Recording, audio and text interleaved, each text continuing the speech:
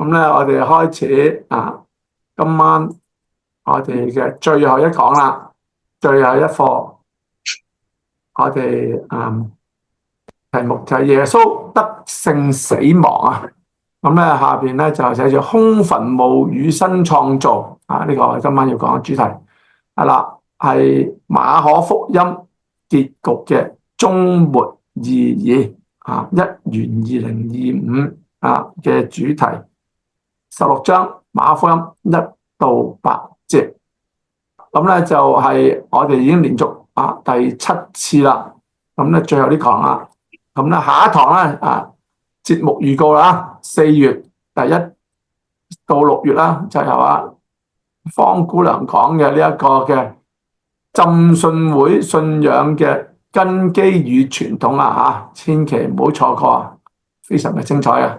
好啦，咁咧就我哋每一次咧我哋都會播一個短片就係呢一段經文啦，馬可福音16章1到8節嘅短片先睇一睇呢個我哋都係呢個讀經嘅時間嚟㗎，呢個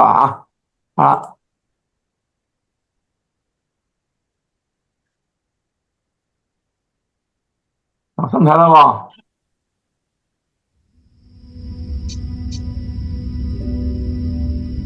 過了安息日，抹大拉的瑪利亞、雅各的母親瑪利亞和撒羅米買了香料，要去膏耶穌的身體。7日的第1日清早，太陽出來後，他們來到墳墓那裏，彼此說：誰要替我們把石頭從墓門滾開呢？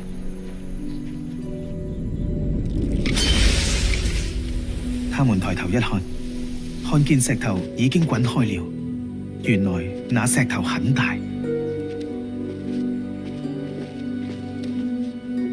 他們進了墳墓，看見一個年輕人坐在右邊，穿着白袍，就很驚奇。那年輕人對他們說：不要驚慌，你們尋找那釘十字架的拿撒勒人耶穌，他已經復活了，不在這裏。來看安放他的地方。你們去對他的門徒和彼得說，他要比你們先到加利利去，進那裏你們會看見他，正如他從前所告訴你們的。於是他們出來，從墳墓那裏逃走，又發抖又驚訝，什麼也沒有告訴人，因為他們害怕。好啦，經文咧就係咁樣啦，16章1到8節今日咧我哋嘅目標咧係探討馬可福音16章1到8節嘅文本呢經文背景同埋敘事嘅結構。咁咧探討其中嘅神學嚟到去探討空墳墓點樣體現新創造嘅呢個叫終末論eschatology 呢個嘅末世論然後實踐係再思復活敘事對教會使命嘅當代意義。好啦，咁咧呢段嘅經文咧，我哋會陣間咧會逐節咧，我哋會讀嘅。咁咧，我哋而家先去思想一下。頭先大家睇咗個影片咧，就係嗰個經文嚟噶啦。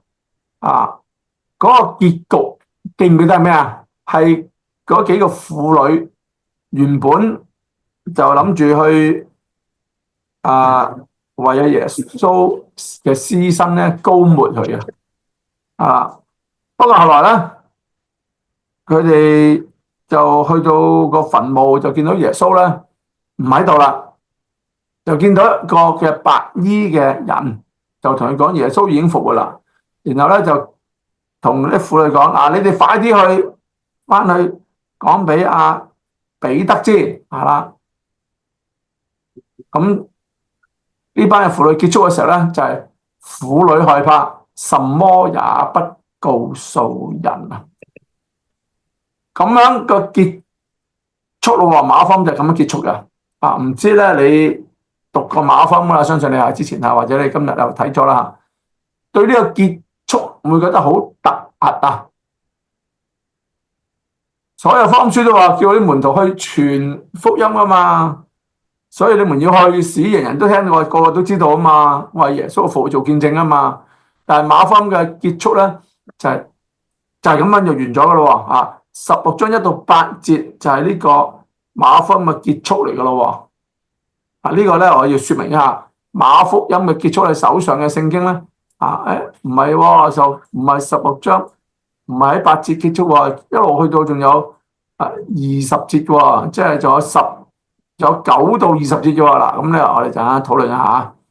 咁咧一般咧現代嘅研究聖經嘅人咧都講俾你聽咧，其實馬可福音原本就係喺呢個16章第8節結束啦，後來有嘅9到20節咧，後來嘅人加上去嘅，就唔係原本嘅。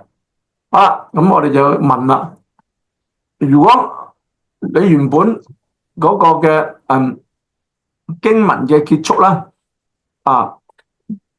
即係我哋話原本嘅結束啊，睇一睇嘅經文啊，原本嘅結束係咁樣嘅嗱，呢個第8節啦，睇到啊，他們出來從墳墓那裏，又發抖又驚奇，什麼也不告訴人，咁因為佢就害怕，咁完咗啦，本來馬可福音嘛，咁啦，但係咧而家嘅聖經學者研究咧，即係從好多嘅研究咧就發現咧，我哋一路以嚟有嘅和本聖經咧，有9到20節嗰啲咧，即係呢度最尾又係門徒出去到處宣傳福音，主和他們同工同用神蹟隨着確實所傳的道阿門啦。呢個就唔係原本馬可福音嘅結局嚟嘅喎。咁我哋覺得咧，呢個嘅結局咧就合理好多，同其他嘅馬太路加福音約翰福音咧就一致啲啊。咁如果係呢一度結束咧咁咧就有啲好意外好啦，咁咧我哋就問啦，點解咁奇怪嘅咁突然結束嘅咧咁呢個係我哋要問問題嚟噶。好啦，咁亦都因為咁嘅緣故咧，我哋仲要問多個問題啦，就係咧馬可福音呢個咁獨特嘅結束，究竟要傳遞乜嘢信息啦？就呢個比較其他福音書嘅復活敘事，馬可嘅版本有咩獨特嘅意義啦？好啦，就咁樣。所以今日我哋經文咧就8節都唔長嘅，不過我哋要探討嘅就點解結束咁突然咁佢要說明啲乜嘢？好啦，咁我哋而家嚟咧就去對呢個經文咧作出說明啦。好，咁咧就讀經釋義啊。咁咧16章1到8節咧，我哋就將佢分作4個部分啦。1到3節咧就係婦女早上嘅行動，4到5節咧就係石頭已經被滾開然後第3個部分咧就係耶穌已經復活了，6到7節，最後咧就婦女嘅恐懼與沉默。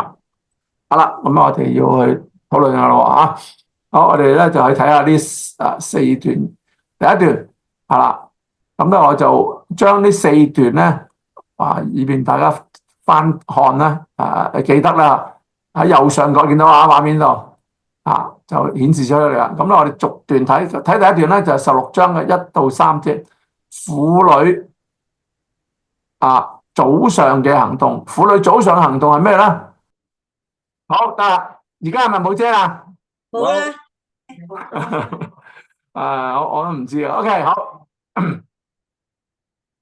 呢個簡單嘅啫，呢3節嘅聖經就係講幾個婦女啦，包括有邊幾個婦女見唔見到抹大拉嘅瑪利亞，同埋雅各嘅母親瑪利亞，同埋撒羅米3個婦女啦，係咪？好啦，咁咧有2個問題，我喺呢個列咗出嚟。呢段經文，婦女清早去到墳墓度要做啲乜嘢啊？搵啲康膏抹佢身體咯，應該。阿咪你講。搵啲康膏應該想抹耶穌身體咯。係好清楚啦，係嘛？佢話買咗香膏要去膏耶穌身體啊。好啦，咁呢個行動說明咗啲乜嘢啊？說明啲咩啊？耶穌死咗，耶穌死咗，耶穌梗係死咗啦嚇。所以呢個耶穌死咗係按照傳統咧，佢哋就咩啊？死人咧就要揾啲香膏抹咗佢嘅，一來咧就香啲啦，因為死人會發臭啊嘛；二來咧有保存屍體耐啲嘅作用嘅。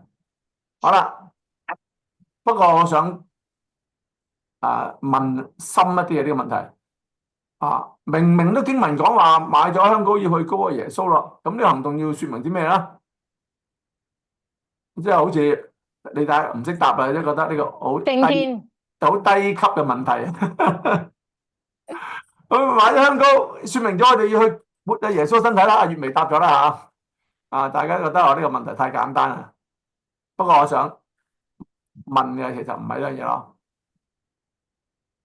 我想問嘅說明嘅係，其實佢哋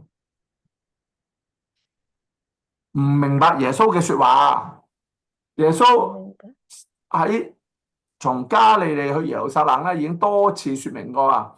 喺包括咧8章31節開始第一次講嘅，從此咧就係嗰次咧，耶穌問你哋覺得你哋話我哋係邊？我人說我是誰啊？咁有啲人話係一個先知，有啲人又話以利亞等等啊嘛。咁彼得就話你係神嘅兒子基督。咁耶穌去稱讚佢，記唔記得？咁不過耶穌就話我要去從此他就教訓門徒，人子必須受許多嘅苦。應該咁樣。跟住耶穌咧就話我而家有耶路撒冷不過去嗰度咧，我要受好多嘅苦，被長老、祭司長同文士棄絕，並且被殺，過3天復活。如果你有印象咧，就係彼得聽到耶穌講呢句說話之後，就拉住佢話你唔可以去噶。咁耶穌聽到咁講就撒但退我後邊去，記唔記得啊？記得。係嗰一次已經講咗噶啦嘛。然後一路從耶路撒冷從加利利往耶路撒冷咧，先後講咗3次。去到耶路撒冷又再講咗幾次嘅喎。最後一次講喺馬可福音14章28節咧，就講到啦，耶穌被賣嘅嗰晚咧講嘅，就講到自己要被出賣啦，又要被害啦。不過咧就咁樣講，但我復活以後咧，要在你們以先往加利利去。咁即係咩意思啊？耶穌早就講過，佢要受害，會釘十字架，佢會死，不過死咗之後咧係會復活嘅，係咪？咁所以呢幾個婦女係好始終跟從住咁咧好愛耶穌噶嘛。佢哋有冇聽過呢啲說話？阿慧爺有冇聽過你？有，係啦，有啊。點解明明都聽過，點解而家走去要去買香膏要抹耶穌身體嘅？係嘛？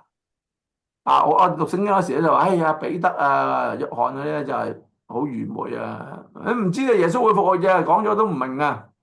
係咯，婦女咧就唔同啦，就始終咧跟住，但係其實從呢個行動說明，嗰啲婦女都唔明嘅喎，其實又或者佢哋唔明白耶穌講話佢要復活嘅一個意義嘅，係嘛？所以咪如常人死咗啦，因為耶穌斷氣嗰陣時咧就夜啦嘛。如果睇翻前少少我就唔睇啦。耶穌咧死嘅時候比較夜啦，咁來不及咧膏抹佢身體，於是乎要等到過咗逾越節因為第2日咧就係安息日就唔可以做嘢噶，所以要等到第3日嘅朝頭早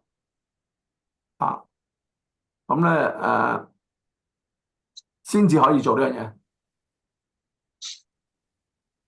星期5夜晚斷氣，放咗落嚟，就已經係進入安息日啦。佢哋唔可以膏抹耶穌。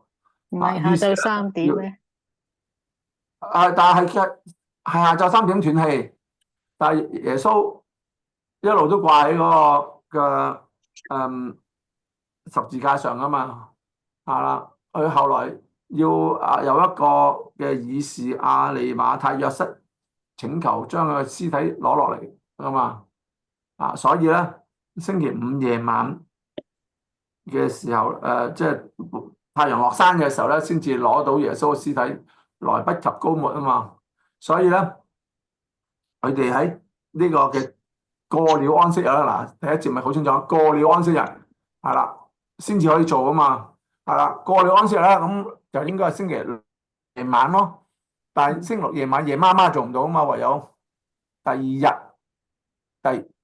大咗7日嘅第一日清早，太陽出太陽啦，佢哋就去到咗墳墓嚟到做呢件事情咯。OK， 係啦，我第一樣嘢我哋去討論嘅係婦女早上行動。咁我哋就話咧其實咧婦女呢幾個婦女好愛耶穌，不過咧其實佢哋冇明白耶穌講過佢曾經復活嘅意義所在。好啦，跟住我哋睇婦女預備香料嘅行動，反映對死亡權勢嘅未解讀對比耶穌預言嘅復活係啦。我哋睇馬可福音嘅經文就知道呢個事實啦。好啦，我哋第二段係4到5節，好啦，4到5節就係講石頭已被滾開啦。嗰個石頭有兩個問題喺度，石頭點解唔見咗嘅？然後白袍嘅少年人又有乜嘢意義咧？見到嗱，而家咁哇，嗰個石頭已經碌開咗啦，然後佢哋就入咗個墳墓，就見到一個少年人坐在右邊，穿着白袍。好啦，咁石頭點解唔喺度咧？佢哋頭先你見到個影片嘛？佢哋本來要推個石頭噶，係淨係諗哎呀點算咧？好重嗰個石頭，好大嚿噶嘛。即係上一節我哋睇過啦。彼此問：哎呀，誰給我哋將石頭從墓門揾開咧？我哋未去到個墳墓之前，我哋咁樣討論緊呢樣嘢。不過去咗原來，已經碌開咗啦。我話頭先個影片咧，你有冇留意啊？嗰個導演咧，特登就影佢哋揸住一啲水樽咁樣噶。哇！驚到連個水樽都打爛咗，記唔記得？記唔記得啊？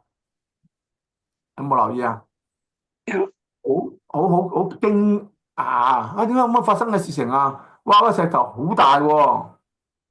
好啦，所以個問題就係石頭點解唔見咗？已經碌開咗，點解啊？然後白袍天使咁你留意，我咁問咧就問個白袍嘅意義咯。天使可能我就話，嗰個天使着白衫噶啦。你有冇留意？其實我哋要問一問題點解呢個少年人係着白衫嘅？即係耶穌。佢唔係耶穌，天使佢係天使都着白衫噶啦。通常我哋睇啲畫啫其實咧啲畫家畫啫但係白袍咧係有意義嘅。好，我哋睇睇當婦女擔心無力推開大石嘅時候咧，我哋話係神咧幫佢哋解除咗呢個困難經文咧就冇描述嘅。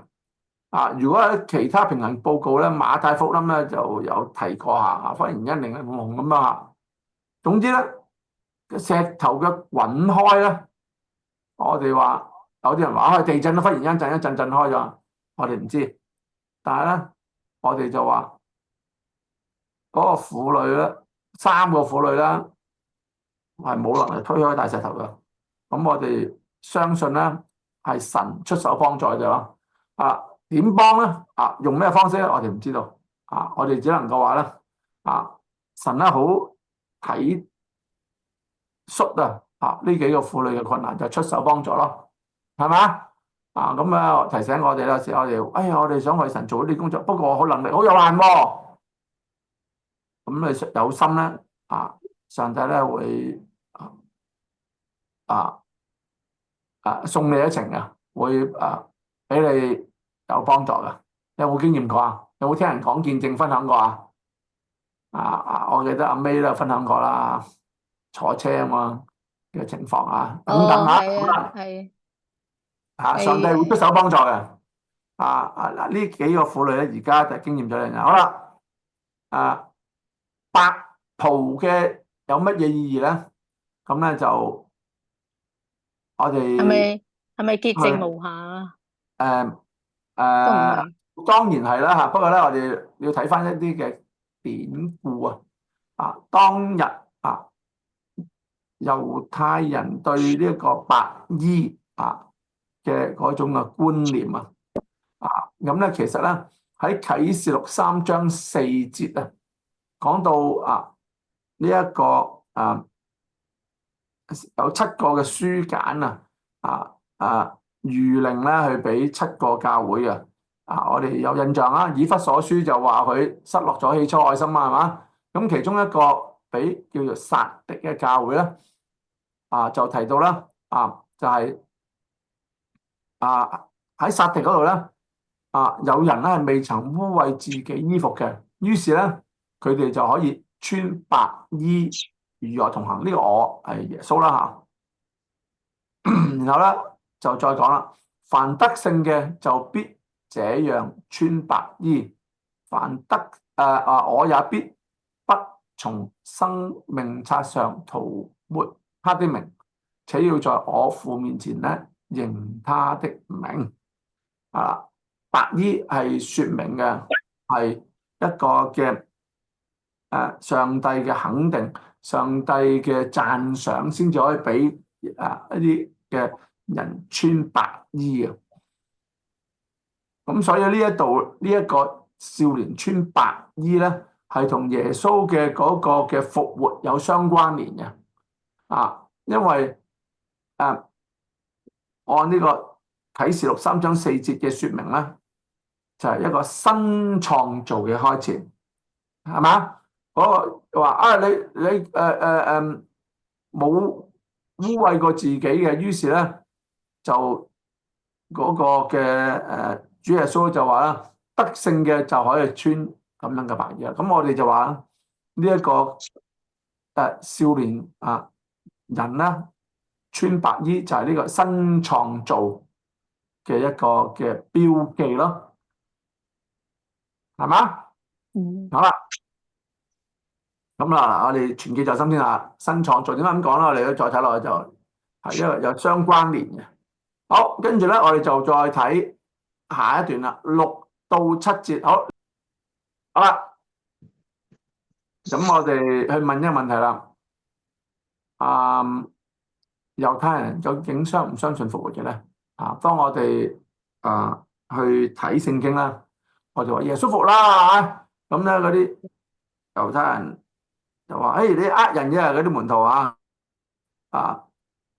馬太福音嘅人講話咧，驚啲門徒咧偷咗個屍體去，所以攔住佢咯。其實猶太人相唔相信復活嘅咧？應該唔相信。應該唔相信。個答案咧應該係相信嘅。我哋睇《使徒行傳》咧就講過，不過當然咧有唔同嘅觀點，有兩派。基本上法利賽人咧係信嘅，撒都該人就唔信嘅。如果你睇《使徒行傳》特別用呢一個撒都該人係啦，呢個嘅一半唔信係啦，法利賽派嘅咧係呢個觀點多啲人接受嘅。撒都該人嘅觀點相對咧少，因為撒都該人咧有啲嘅即係比較高尚嘅人咁所以咧尊貴嘅人咁所以一般平民大眾咧都接受復活嘅，不過佢哋嘅接受咧係按呢個嘅法利賽人拉比嘅教導啦，係一般咧佢哋嘅觀念咧就嚟自但以理書12章2到3節啊。但以理書咧就係講大家有啲印象啦係講但以理咧喺呢個嘅被擄地方咧有好多異象啦嚇。咁結束嘅時候咧最尾講到咧嗰啲以色列人咧喺個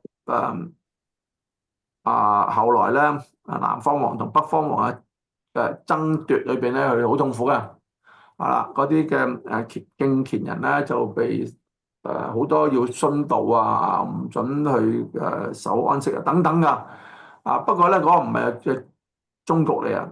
但以理書12章就講啦，最終咧上帝咧會出手去將啲惡人打敗。而2到3節咧就講睡在塵埃中嘅必有多人復醒。智慧人咧就必發光，如同天上嘅光，直到永永遠遠。睡在塵埃中嘅必有多人復醒咧，其實咧就一般咧就相信咧猶太人對復活嘅觀念咧就係呢一度好清楚啦，就係嗰啲已經死咗嘅睡在塵埃中喺呢個終極世界嘅終局嘅時候咧，佢哋會復醒嘅，即係復活啦，咁。所以呢度係有呢個觀念嘅，不過咧呢個觀念咧就係説明咧，係乜嘢時候先會復活咧？發生喺幾時咧？終末嘅時候，上帝對全宇宙嘅更新係但以理書我唔記得改啊，唔係啟示12章2到3節就呢度啦，呢個經文所講嘅按但以理書12章講咧就係世界結束所以以色列人咧就對呢個嘅説法佢哋好上心去佢哋識嘅，就係咧當世界結束嘅時候咧，人就會復活啦。呢一個觀念咧，其實咧我想起咧仲有一段嘅經文啦，可能大家有啲印象就喺約翰福音嘅第12章嘅時候咧。拉撒路死咗咧，耶穌去到咧就話咧你要信我雖然死了咧也必復活嘅。呢個俾大家睇一睇下嗰段經文。呢個係猶太人對呢個嘅復活嘅觀念嚟嘅，係啦。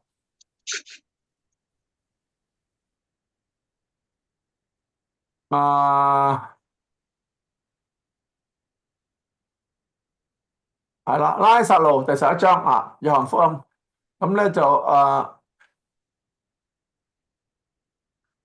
去到咧同阿馬大講阿馬大就同阿耶穌講，即係死咗啦，佢就同阿耶穌講：哎呀，你咁嚟得咁遲嘅，早嚟啲就好啦，我細佬就唔使死啦。就11節21節咁阿耶穌咧就話呢句說話。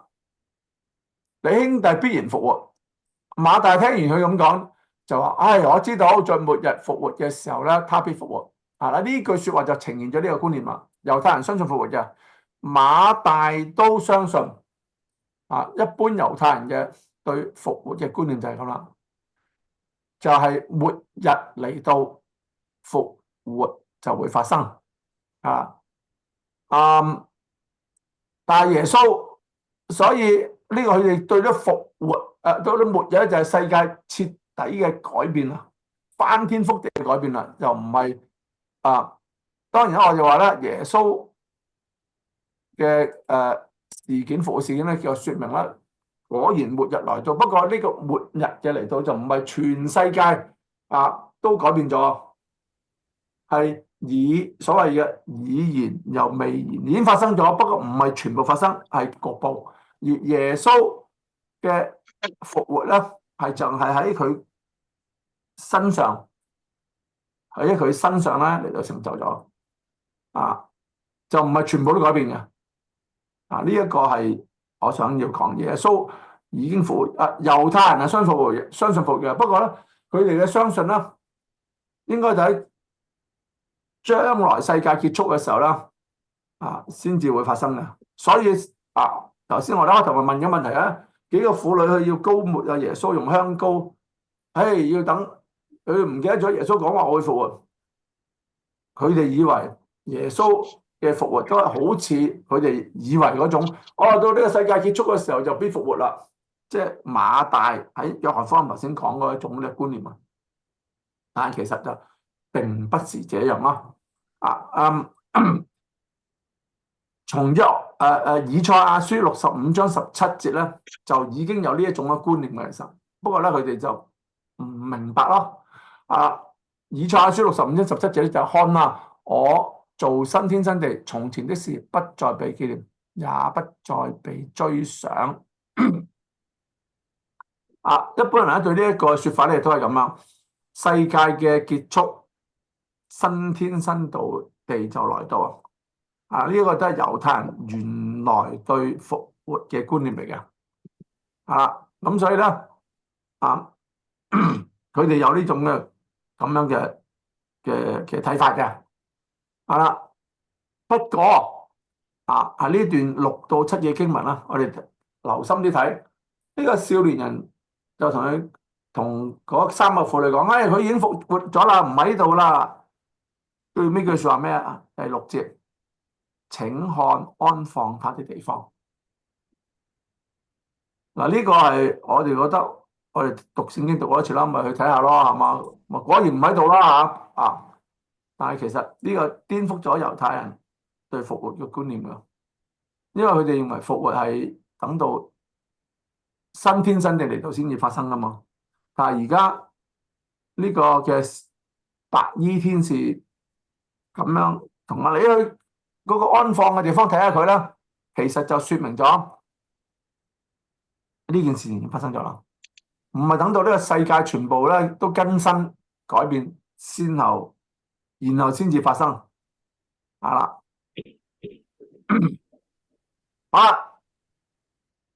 為咗去確認呢一個耶穌復活嘅事實咧，呢個天使更加同佢講啦，你們可以去告訴佢嘅門徒彼得說，他在你們以先往加利利去，在那裏你們要見他，正如他從前告訴你們的。係啦，呢個正如從前告訴，頭先我哋讀咗馬可福音14章嘅27節。係啦，所以咧呢度所說明嘅就係呢個事實啦。所以耶穌嘅復活咧係顛覆咗猶太人對復活嘅觀念㗎。好啦，咁我哋睇第4最後呢句說話啦，亦都係我哋今晚咧討論嘅一個最焦點所在啦。好，呢個請個婦女Annie 讀第8節。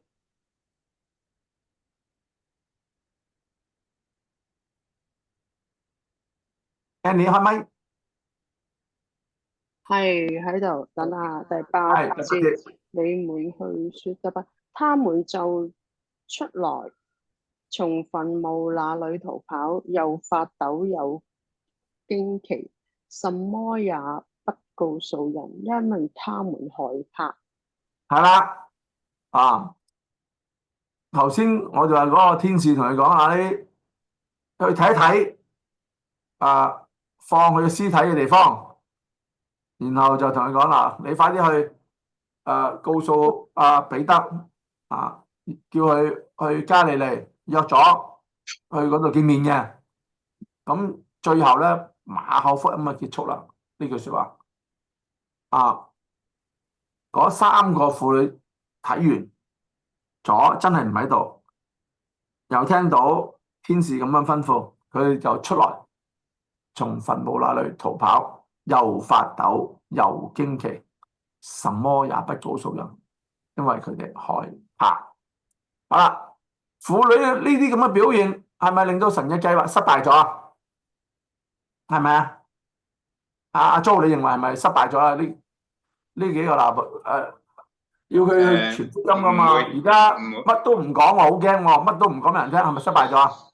唔會，佢唔係佢一時可能佢一時驚冇講啫，之後都會講嘅，講俾佢門徒聽嘅。係好啦，空墳墓作為乜嘢證據啊？係其實而家係空咗，個墳墓係空噶啦，係嘛？本來有耶穌個身體唔喺度啊嘛。咁證明耶穌活咗嘛？係啦，係咪咁樣咧？我哋睇睇啊。婦女嘅表現咧係啦，冇令到神嘅計劃失敗。佢哋嘅表現其實係對神嘅作為一種嘅自然嘅反應。佢好接受唔到啊，係顛覆咗佢哋原來嘅觀念啊嘛，所以佢一下接受唔到啊。佢哋嗰個嘅又發抖又驚奇，什麼也不告訴人咧，係一個好真實嘅一個嘅反應嚟噶。我哋而家坐喺屋企，我哋咁樣討論，就覺得應該咁啊，應該咁啊。呢啲事情發生得咁突然啦，係顛覆咗啊嘛。佢哋認為耶穌講話復活咧，就係當呢個世界徹底更新新天新地嚟到先至復活咗。點解而家就咁樣復活喎？佢哋接受唔到啊！係啦，神嘅計劃冇因為咁樣失敗咗。空墳墓唔單止係復活嘅證據，而更加係上帝新創造嘅記號。你留意呢句說話啊，我要解釋下。空墳墓係證明耶穌已經復活啦，係嘛？係啊，我有嗰時就停喺呢度，就停喺呢度。但係其實福音書以至新約嘅書信咧，都講俾我哋聽咧一個事實咯。空墳墓成為復活嘅證據咧，只係一個起點，而呢一個空墳墓更加係上帝新創造嘅記號。乜嘢係上帝新創造啊？就係耶穌所宣告嘅凡信他的，他就賜他們權柄作神嘅兒女。凡信耶穌就不至滅亡，反得永生。空墳墓就係呢一個上帝新創造嘅記號。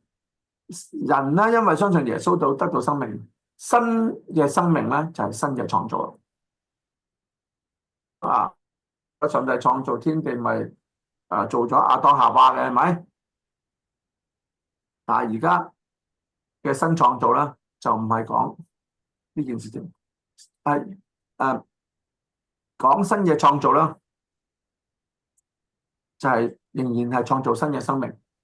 亞當夏娃係上帝所做嘅，今日咧你同我都係上帝做嘅。呢個嘅創造咧，除咗肉身係神所做，我哋相信呢個事實之外咧，我哋還得着一個新嘅創造，就係新生命。相信耶穌不至滅亡，反得永生，得咗一個新生命。今日咧，你同我咧，因為相信耶穌咧，我哋係成為新造嘅人。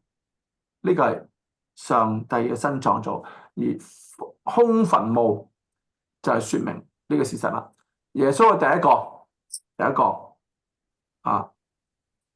嗰個嘅復活嘅果子啊，第一個係嚟到去經驗咗呢一個事實嘅。而我哋咧，因為相信耶穌，我哋都經驗新嘅創造，成為新造嘅人，我哋都有呢個嘅新生命。空墳墓說明原來復活唔係等到將來啊，而係當你相信耶穌嗰日就發生啦。啱唔啱？啱。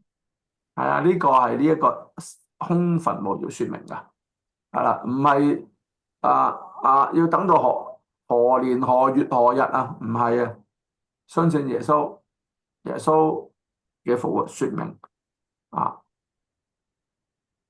當下就可以發生。咁我想問啊，新創造係咪即係等於新約？唔係，我哋會繼續講啦。新創造我會陣間會講啦。咁呢個就基本經文就説明咗。跟住我餘下落嚟啦，我仲會講多幾樣嘢關於呢新創造嘅。好啦，我哋經文就講完咗啦。復活與新創造啊！頭先我哋講到空墳墓咧，唔單止係復活嘅證據，更加係作為上帝新創造嘅記號。係啦，回應下阿 May 袁薇頭先問嘅問題啦。新約唔係新創造，新約係本來神與人立約嘅。不過咧佢哋冇能夠去履行呢個約定，所以上帝要派耶穌基督嚟到成就新約。新約咧就唔再係寫喺石板上，而係寫喺心上。係啦，每一個人因為相信耶穌，就經驗呢個與神嘅約定啊。咁所以咧，新創造唔等於新約，不過咧同新約係有相關嘅。的確，因為呢個新約，因為新約係唔係喺耶穌嘅時候已經出現嘅，喺舊約耶利米書嘅時候咧，先知已經宣告咗有新約噶啦。藉住耶穌嚟到咧，係讓呢個新約成為事實。新嘅創造藉着呢個新約成就啦嚟到發生嘅。好啦，我哋話第一世紀嘅猶太人咧，佢哋對復活嘅理解咧，並非靈魂不朽，而係終末嘅時候，上帝對全宇宙嘅更新。呢個就頭先我哋講咗但以理書12章2到3節啦。猶太人咧，佢對於復活嘅觀念就係咁啦。頭先我講馬大都係咁樣啦。覺得耶穌你安慰我 OK 啦，不過冇用啦，要等新天新地嚟到，我細路先至會復活嘅。唔係耶穌要講嘅復活咧，就嘅觀念啦，同猶太人去理解嘅唔一樣。好啦，空墳墓係新創造嘅記號。咁咧，亞當嘅墳墓咧係標記住舊約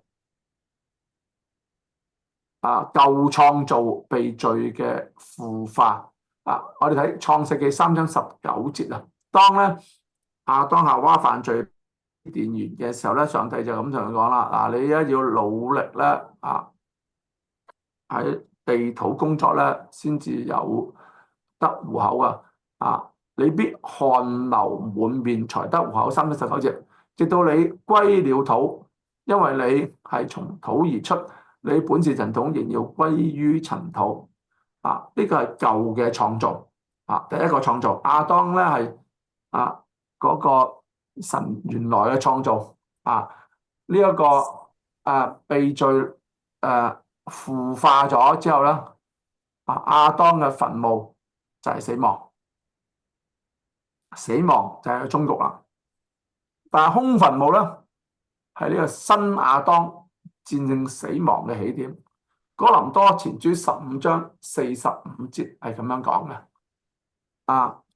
經上咧也是這樣標記，說首先的人亞當成了有靈嘅活人，末後嘅亞當就成了叫人活的靈。末後嘅亞當講嘅當然就係耶穌啦。咁空墳墓咧就係呢個新亞當戰勝死亡嘅起點啦。所以呢一度我哋見到嘅空墳墓啦，就係呢個嘅末後嘅亞當。呢個哥林多前書15章講嘅。呢個特別提出呢個嘅論説咧係新約聖經講俾我聽嘅。原來亞當因為罪死了，但係新嘅亞當咧能夠戰勝死亡。空墳墓就係嗰個嘅記號，就係嗰個起點。係標誌住約創世記3章嘅逆轉。創世記3章19節咧就係啲人咧要汗流滿面先至得到糊口，生活咧好多嘅缺乏，好多嘅不足。有人咧稱呢個叫3重嘅咒詛，就係人會死啦，要努力工作，有地不效力啊嘛。咁但係在耶穌裏咧，呢個就係耶穌裏咧就係一個叫做3拍子嘅祝福，就係咧得生命，得健康，得凡事興盛。呢個係約翰3書2節經文呢個就冇時間去討論啦。好啦，就咁啦。呢個第一方面我哋有認識嘅復活與新創造。另一方面復活與新創造咧，我哋要睇一睇嘅就係神蹟同新創造嘅話，因為我哋講猶太人對神蹟對呢個復活嘅觀念咁我哋再睇埋呢個嘅觀念，神蹟嘅觀點同新創造嘅觀點，舊嘅觀念咧，或者一般人咧對神蹟嘅觀念，同聖經裏邊啟示新創造嘅觀點。好啦，神蹟觀點咧着眼於係違反自然律嘅嗰啲就係神蹟啦，係嘛？我哋無端端見到，哇！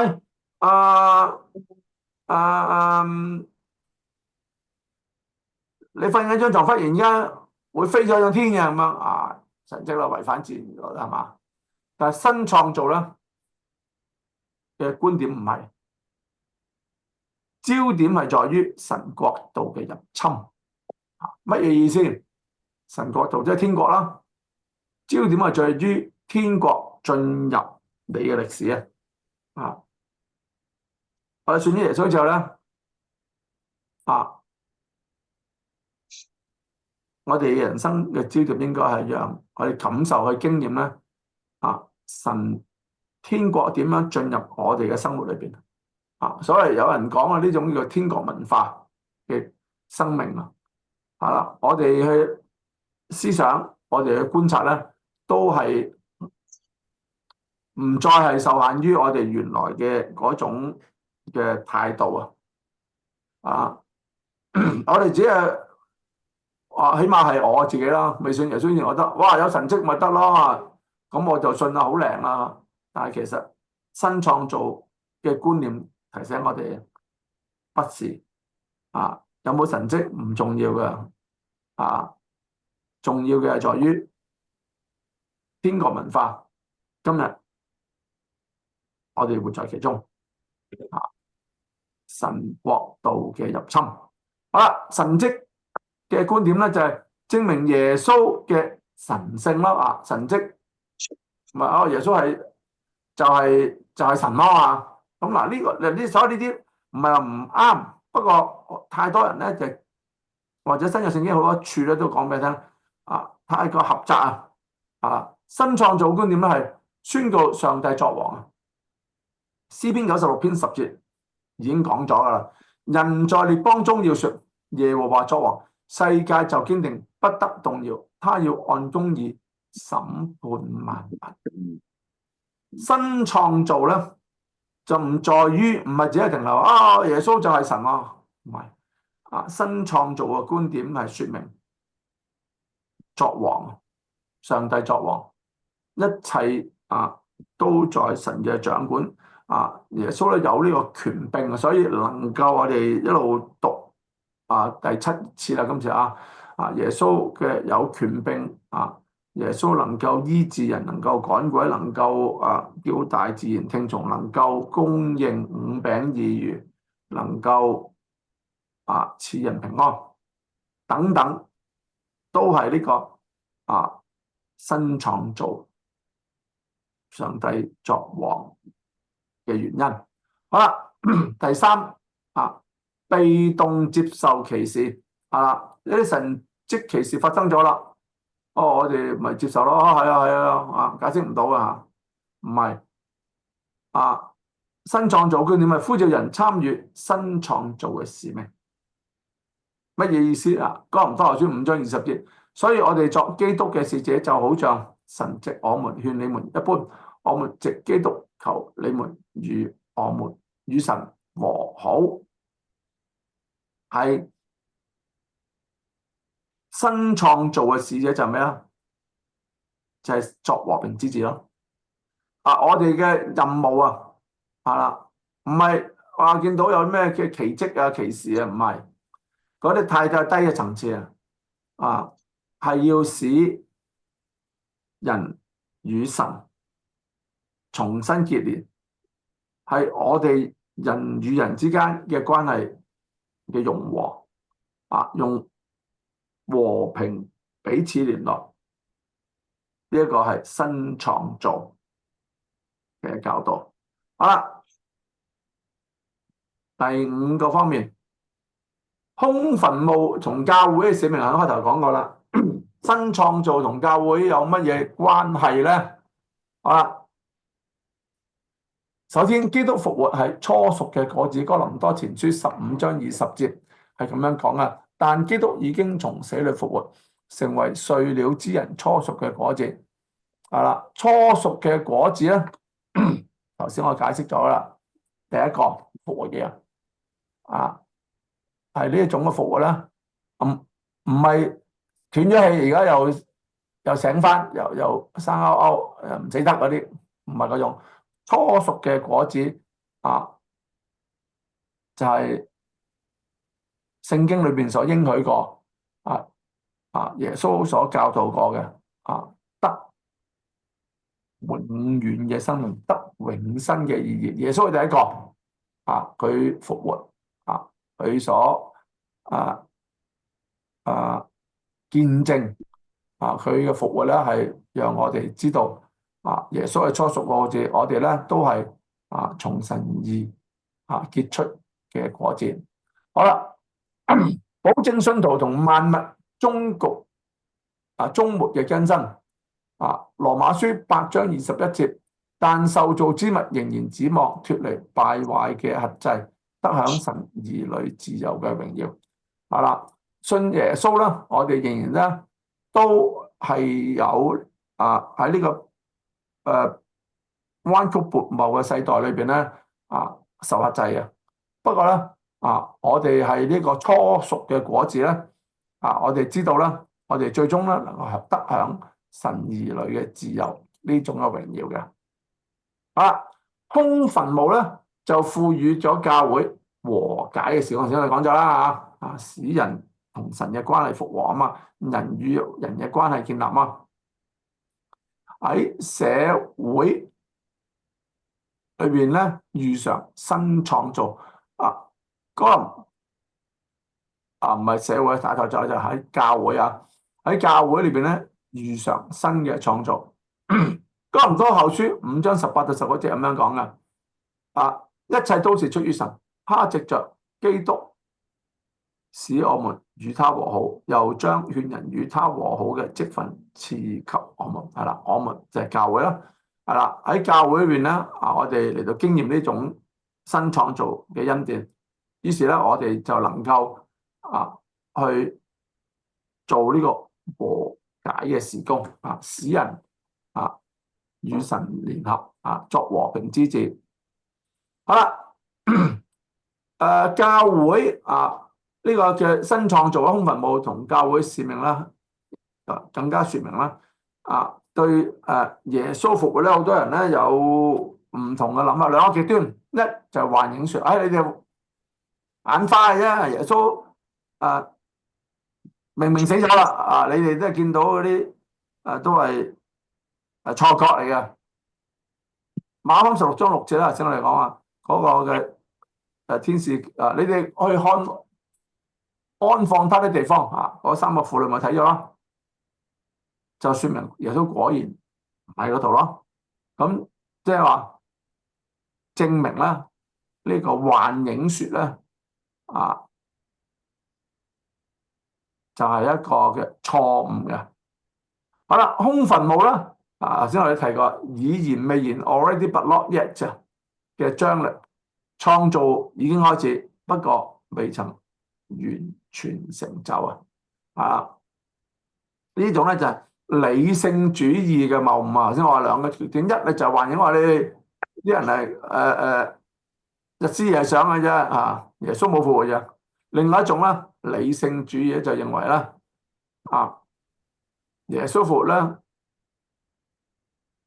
只係一座神秘嚟嘅，係一個奧秘嚟嘅，係啦，其實係冇呢件事情嘅理性主義你們看安放他的地方，說明呢個唔係奧秘，呢個係事實。三個婦女佢哋見到嘅呢個事實。最後婦女嘅沉默佢哋嘅懼怕與沉默留咗懼怕與沉默。好啦，最後啦，我哋睇呢個嗰三個婦女當時好驚出嚟嘅時候佢哋呢個馬可福音嘅結束咧，係顛覆咗讀者嘅期待，迫使佢哋思考邊一個應該去講復活。對比馬太福音28章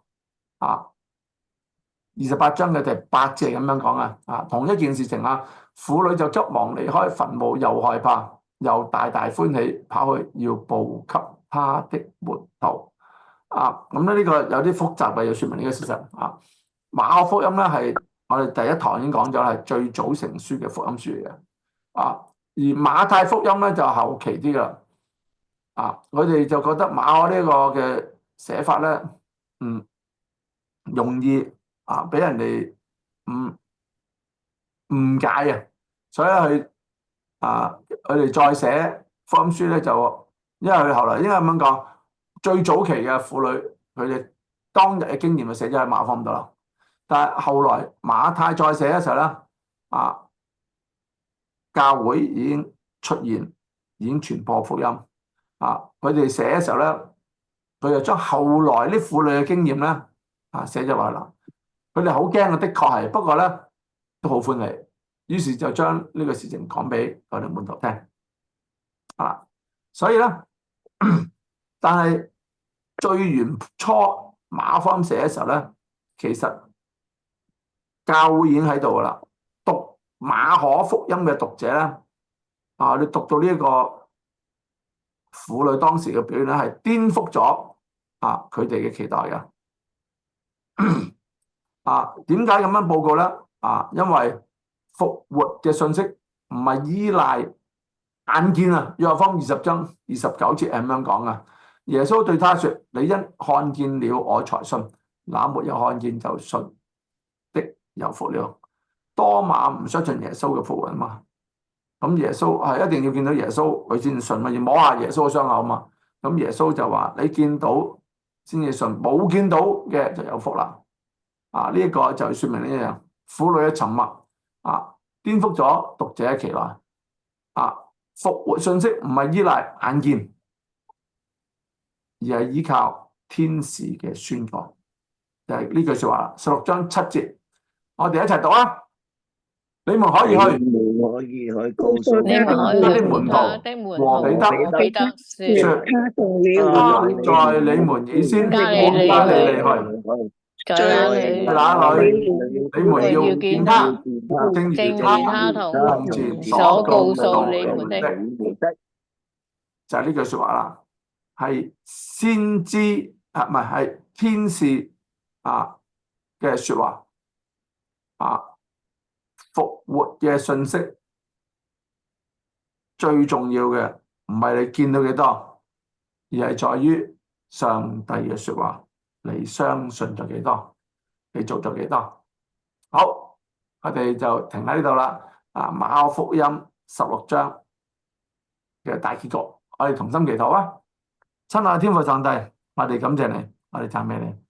係主馬可福音嘅結束咧，真係好突兀講到咧嗰三個婦女本來咧要去膏抹耶穌啊，但係佢見唔到，佢哋只係見到空墳墓，佢只係聽到天使同佢哋講，要去將呢個嘅消息向門徒説明。而呢啲嘅婦女當時佢哋就好害怕，好驚，亦都冇同任何人講嘢。